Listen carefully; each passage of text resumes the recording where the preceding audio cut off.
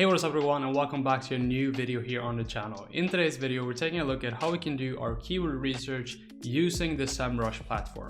So if you're doing keyword research for SEO purposes, maybe for your website or perhaps your YouTube channel, then Semrush is a great tool to use, but you kind of have to learn how to use the tool and how to utilize every single function that is available within the tool in order to maximize your usage and just making sure that you're using all the tools correctly.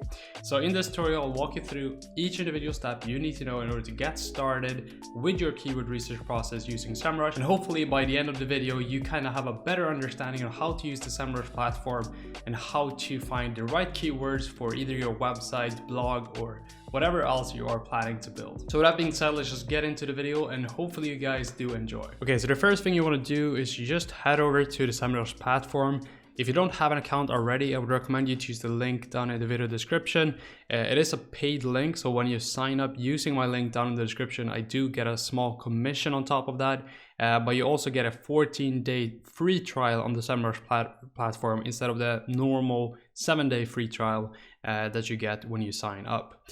But once you are logged into the platform and you have your account ready, all we really have to do to get started is jump over to the Keyword Magic tool.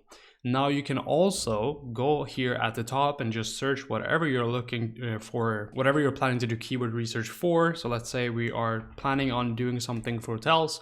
We can just search hotel right in here, and then we'll get some sort of overview of the keyword in general. So we can see the search volume in the Czech Republic, because I have a Czech Republic selected right here.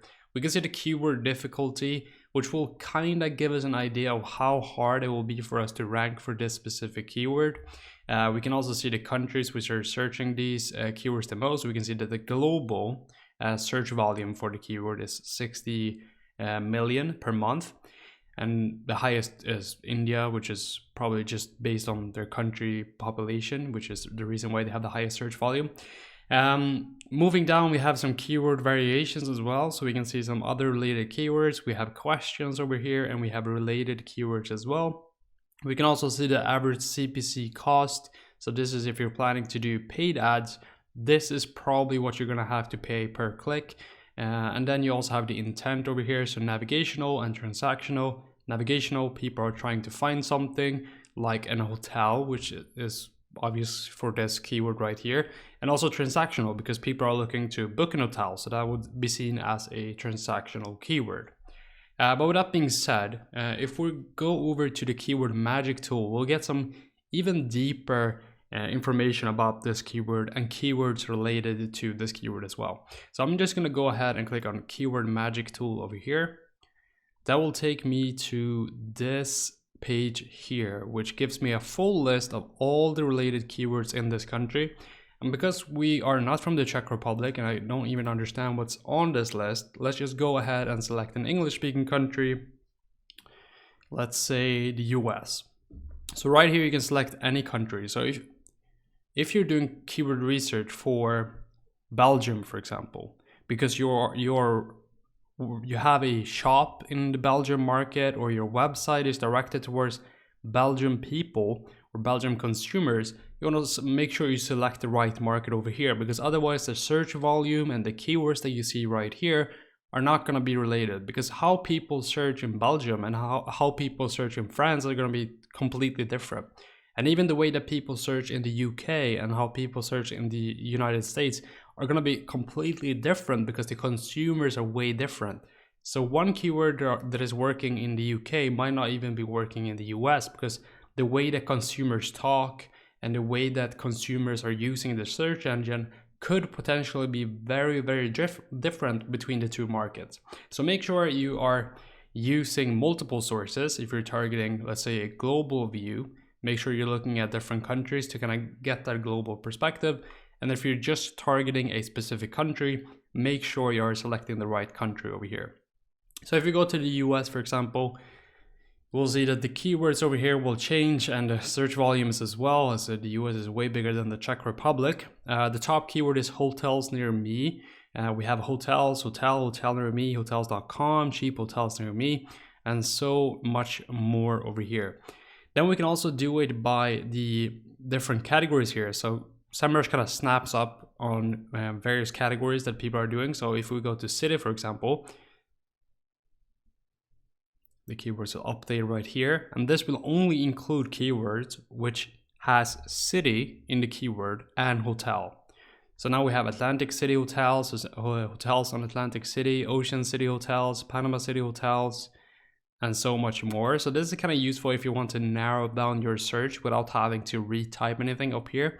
You can just kind of search down here, and you can also exclude certain things. So if we want to exclude spas, we can exclude it here. If we want to exclude boutique, we can exclude it here as well. So you can kind of narrow down your research quite a lot by just narrowing it down here on the side. You can also look by the volume over here, and then you'll have the total volume, and by the number will just be the total number of keywords under each related topic. Then looking at the full list that we have here on the side, we have each individual keyword, we have the intent. So hotels near me is going to be transactional. I would probably say that that is navigational as well, because people are trying to navigate to an hotel, but makes sense. We also have the volume over here. This is going to be the monthly search volume in the total market. So in the US, the total search volume per month is going to be about 2,240,000. We can also see the trend chart. So if anything has a specific trend, I see here just hotel is kind of trending right now because people are probably booking their summer holiday, which is probably why it's currently peaking over here. But this is a great way to kind of find trends before other people do. So if you see something that has a really low search volume, but in the last few months it has peaked quite a lot, you can kind of pick that up and try to rank for that keyword before anyone else kind of has the opportunity to try to capture that market. So you could be the first mover on the keyword. Moving on, we have the keyword difficulty. It's kind of self-explanatory, but kind of what it is that how difficult will it be for you to rank for this keyword in comparison to the other websites which are ranking for this keyword. So if we take a very competitive keyword, for example, like banking or like private banking, there's going to be big institutions which are well established. They have a lot of authority on their domain just based on that the company is so old. It's a very well-known brand on the internet, which Google knows, because Google knows how many people are talking about this company and talking about that specific domain name and linking to that domain on various news articles and whatever it is. So that is what the keyword difficulty is based on. Now, if you have a very strong domain with a very strong domain authority, it's going to be a lot easier for you to rank for competitive keywords. But if you have a brand new domain name, it's going to be super difficult. So what I would recommend you to do is kind of narrow it down and try to target keyword with way less keyword difficulty in the beginning, because it will be easier to rank for those keywords. And once you start ranking for those keywords, that will help your domain overall. So once you start ranking for the lower keywords with less keyword difficulty and probably less search volume, that will help your domain authority. And eventually you can start to try to target the more difficult keywords with higher search volume. And that's kind of the basics of it. But I'm not going to go too deep into keyword difficulty, but I would recommend you to kind of find something that is within your range. And if you have a brand new domain name, don't try to target these keywords. Go with the easier keywords to rank for instead. Finally, we have CPC, which is just going to be what you're paying per click or cost per click in USD over here. So this is basically how much you would be paying for each individual keyword. So this is great if you just want to understand how much you would have to pay if you want to do Google Ads at the same time. Then we have competitiveness. So this will give us an idea of how competitive this keyword is in terms of Google Ads. So how difficult it will be to kind of be part of the bidding process for these keywords in Google Ads, basically. SERP features will be different kind of ways that people can interact and see things on Google. So on Google, you've probably seen people also ask, which is kind of like a specific element in the Google search, which you can see questions and answers to those questions directly within Google search. You can also see images or just a direct quote, or you can see many other features directly within the Google search. So these SERP features are just going to depend what type of intent each individual keyword has. So if you're looking at, for example, a straight question, so what is the best hotel in this city, then the SERP features are probably going to be related to just FAQs, because people are searching a question, so it would be relevant for an answer to be the first thing that the user sees when they Google it. So this will kind of give you an idea of what type of SERP feature you could try to implement on your website, so what schema structure you should be using. But yeah, I usually don't use this myself, but it will give you a good overview of what's possible within that specific keyword. Then finally, we have results. So results is going to be the total number of websites which have something related to each specific keyword on that specific page. So hotels, there's 4.5 billion pages which is related to hotels, which is also one of the reasons why it's so competitive, because there's so much content about this specific topic that's going to be very hard to rank for that keyword. And then the final part here is just when the data was updated last, which you can kind of refresh if you want to, but you don't really necessarily have to do it if you're just doing general keyword research. Jumping over here, we also have some additional settings so we can kind of narrow down our search. So as I was talking about keyword difficulty, if we want to make it a bit easier for us, if we're just starting a brand new website, we'll probably look at something between 15 and 29, maybe even 0 to 14. So let's have a look at 0 to 14 to begin. And as you can see right here, we have a keyword which is trending, but it is about some kind of TV series. But if I was running a web or some sort of blog or something about, I'm assuming this is a TV series, then this will be a great keyword to target, because it has 5 in keyword difficulty. There's only 17 results, but you can see the trend line over here and 5,400 search volume. So this will be a great keyword to target. Then moving down, we have some more keywords. I think most of these are, most of these are probably not really related to, hotels. But this will kind of give you a general overview of what you will be looking at if you're targeting the hotel keyword. And if we just search for something else real quick, so hotel in New York, or hotel New York, this will give us a bit more narrowed down searches, which we can target right here. So if I'm running a website about hotels, this is probably where I would start if I just started a brand new website. Then going over to easy, we can find some keywords which probably has more search volume. Yes, they do over here. And still, the keyword difficulty is not that hard, so it would be fairly easy for me to actually rank for these specific keywords. Now, if we jump over to questions, questions is really great to implement if you have an article, for example, or just a page talking about, let's say, hotels in New York. It's just a general page about hotels in New York.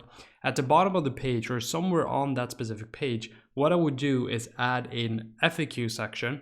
And in that FAQ section, what I would try to implement is just questions related to your main topic, which in this case would be hotels in New York. So what are people searching?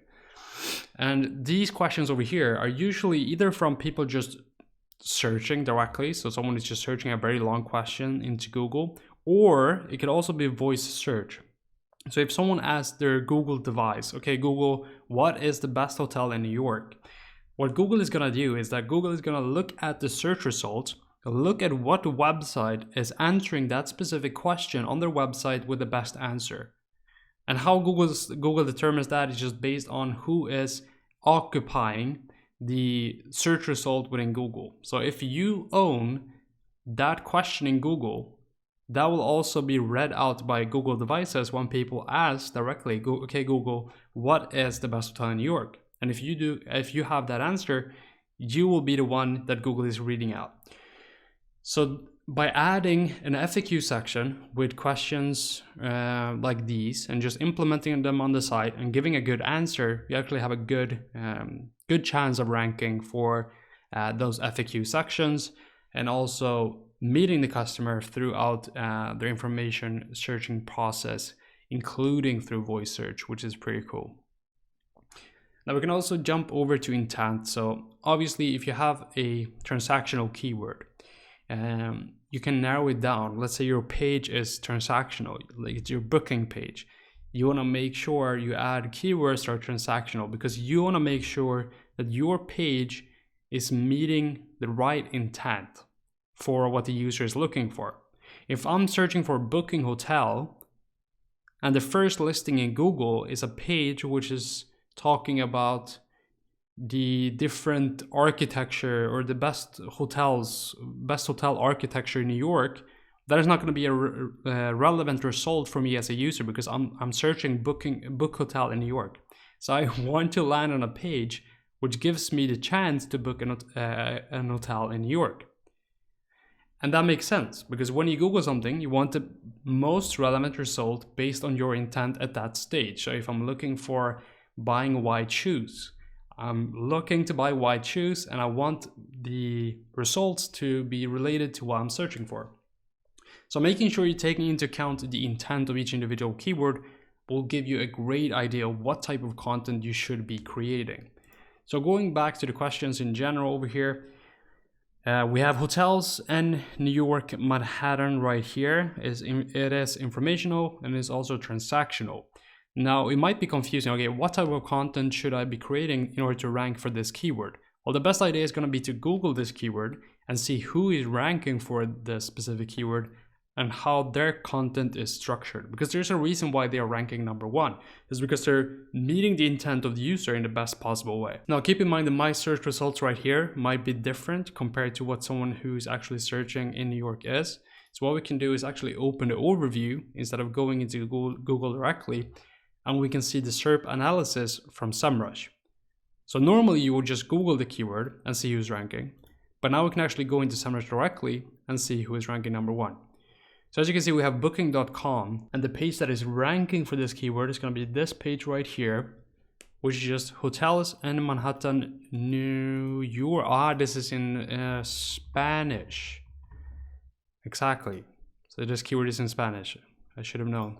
But as you can see, this is the result that we get for this specific page, and this is meeting the intent in the best possible way. So if I was gonna try to target and try to rank for this keyword, I would have to create something similar to booking.com. So a page which has the feature to look for hotels or book hotels or see available hotels, and just something similar to this. Now, if we look at something else in here, I think most of these are probably gonna have like very similar results. I think most of these are just gonna be booking pages. So let's have a look right here. We're going to open the overview, and as you can see, Bedford Hotel New York. I'm going to assume this is just a brand, but let's see who's ranking number one.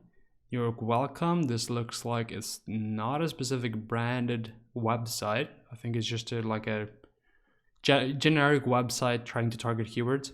And as you can see, they're ranking number one, and they just give a description of the hotel. So the hotel Bedford, New York, gives a description, quick star rating, location is not very specific, it doesn't even give an address, gives you a map over here, and then some other useful information, address down here, category, amenities, and note. So as you can see, this page right here is very, very basic. So I can probably right now create a new page that looks a bit better, is a bit more engaging, has a similar structure, but is just way better at giving the user the information that they need quicker. And I can probably rank for this keyword and even outrank this specific website here. And that would lead to probably about 210 searches per month. Let's say I get about 80% of those clicks if I rank number one. That will at least give me a couple hundred users per month coming in for that specific keyword. Now, another cool feature that you can use within the open or the overview of each specific keyword is that, let's say we wanted to rank for Bedford Hotel New York. We also have related keywords over here. So these are other keywords that we could potentially also implement on our page. So if the main keyword we want to rank for is Hotel Bedford New York, we can also implement these other additional keywords onto that page. Now this keyword seems to be way more competitive than the keyword that we selected, but usually what you want to do is select one main keyword for your page which you are targeting, and then you select keywords with less search volume but that are easier to rank for as like your secondary keywords, and they can also be part of the same page that you're building. Now another thing we can do is also look at phrase match. So this will give us the exact keywords or keyword phrase in various orders. So that would mean you would either have Hotel New York at the beginning or at the end of the search, but you still have the main keyword within the actual keyword results, let's say.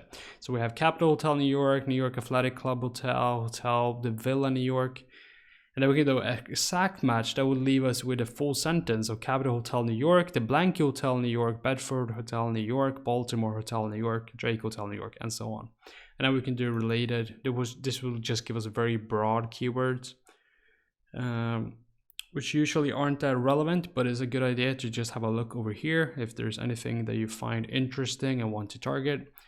Finally, we also have languages. So this again goes back to kind of the market that you're targeting. But let's say we are trying to target French customers in the US. We can also make sure to have like a French version of our website, because let's say the French users are just searching in French, whereas we saw earlier people searching in Spanish because they just use Spanish natively when they search in Google. So we want to make sure that we meet both demands, both the English version and the Spanish version when we are in the US. And if we are in France, for example, or Germany, there might be other languages we might want to implement and make sure we are taking into account the keywords they are using as well, because we want to make sure we are meeting both ends of the customers. Otherwise, we're leaving a lot of customers on the plate, basically. So we want to make sure we target all of them. But with that being said, that is going to be basically all of the information that you will get within the Keyword Magic tool on Semrush. Another useful thing is that you can add these keywords to your list. So once you find a keyword you want to target, you can just go ahead and add it to your keyword list, and that will just keep them all in one same place. You can also export these keywords if you want to play around in Excel or Google Sheets. You can just export the data and then you can use it later to structure an internal file on your own just directly in Google Sheets. Or you can keep it all, again, you can keep it all directly within Semrush by just selecting a couple of keywords, adding them to the keyword list, creating a list, so let's say Hotel New York, and then we can just pop that in. So we just go over to our keyword manager, we'll have the actual keyword list here. Then we can go into the keyword list and we can just see directly the keywords that we have, the country that we use to find these keywords. We have the intent, we have the seed keyword, so the keyword we use to find these additional keywords. We also have the volume trend and everything else on here as well. And that is going to be the basics of using the Keyword Magic tool in Semrush. Just making sure that you are always taking into account the intent behind each individual keyword, not only looking at search volume, because 2.2 million searches per month sounds great, but if it's impossible to rank for that keyword, there's no point in trying to optimize your website for hours upon hours and adding new content and making sure that the page is correct, because there's no chance you're going to rank for that keyword. So you would just be better off trying to rank for the less difficult keywords to begin with, and then just grow your way up until you eventually have a strong enough domain, enough authority, enough backlinks, enough people talking about your actual website before you try to target those more difficult keywords. So start by targeting the less competitive keywords. Make sure you implement FAQs so you can also be seen in the feature snippets, such as people also asked, and voice search. And that will be the best possible start for your brand. Now, if you want more help with your keyword research or just your general SEO optimization, you can contact me directly through the link in the video description. And if you send me an email, we can just set up a direct call and go through the issues that you're having, potentially just walk through the problems directly one-on-one, or potentially set something else up. So if you want more help with your SEO, make sure you contact me through the link in the video description. And that is going to be it for today's video. Thank you all for watching. If you did enjoy, please make sure to leave a like down below. And if you have any questions, leave them in the comments as well. And also make sure to use the link down in the video description if you're planning to use Semrush, as you will get a 14-day trial for free on the Semrush platform. But with that being said, thanks again for watching, and I'll see you guys in the very next video here on the channel.